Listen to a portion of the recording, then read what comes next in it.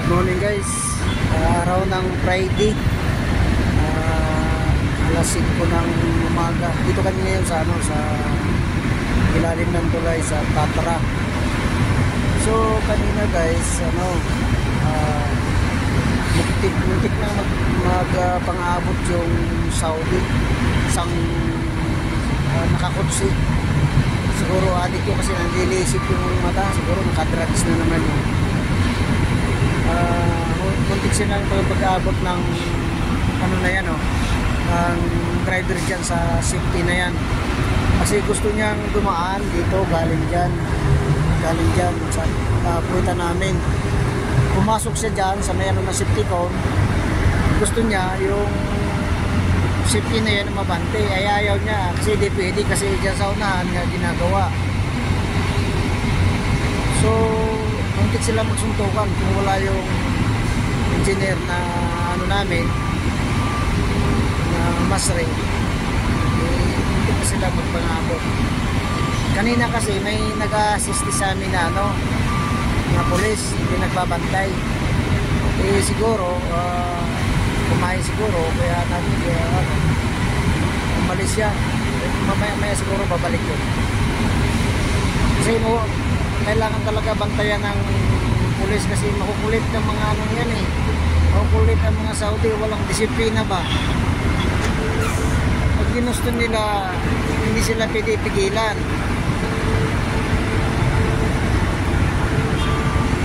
Kung gusto nila dumaan, kahit nga pag nagtatrabaho kami, nakita mo na talatagan na namin ng espalto,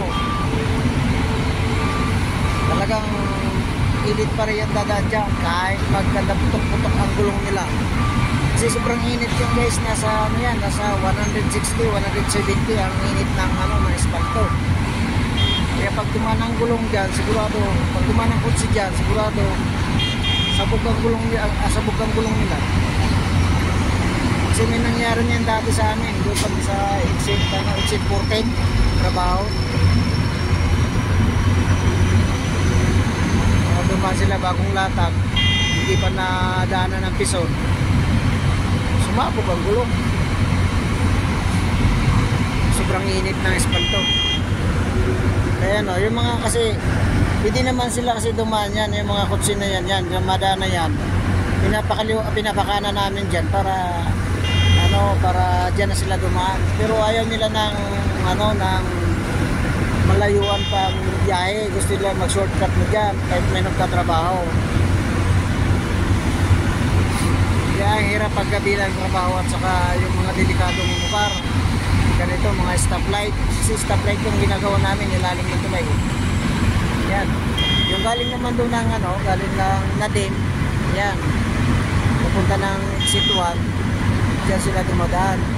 Pero yung pupunta ng stadium, hindi sila makadaan dyan kasi yan ang daan ng pupunta ng stadium dyan. Kaya nakanan din sila doon para dumaan na lang sila doon sa tulay ng ng Masadori.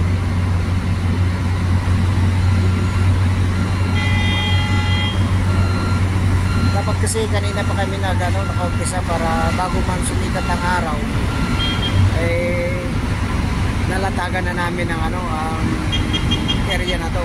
Kaya lang ang problema, yung mga trailer, yung nagsasahod ng biniling espaltong binabaklas dyan yan miling yan ang miling, babaklasin niyang loma, saka papalitan namin.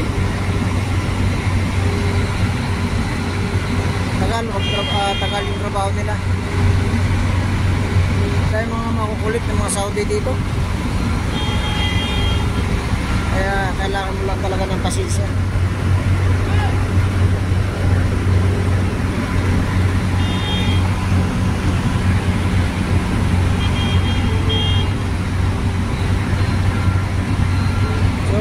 Maya siguro guys, maganda na kami, gumpisa na kami.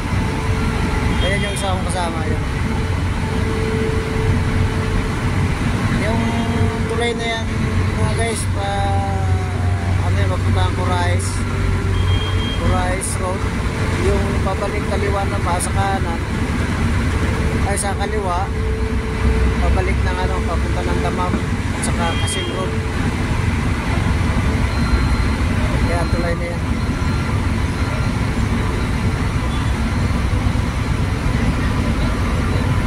Ayan o, kulit na naman na isang yan o, nag-counter flow na siya o.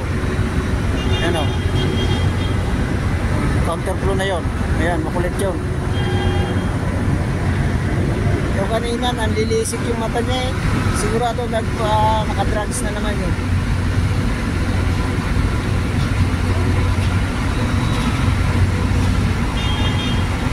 Ang drugs dito guys, ano, ini-inject na lang. Kasi dati, nung nagtrabaho kami sa Damam, di Damam Road, dito sa simula Sibuan, punta ng Damam. Nakakita ako niyan ng ano, nakakita ako ng sakyan inaano, in-inject niya yung ano, yung drugs. So guys, dito na ako kasi meron na pulis doon. Paano tayo na mag-video. Sige guys,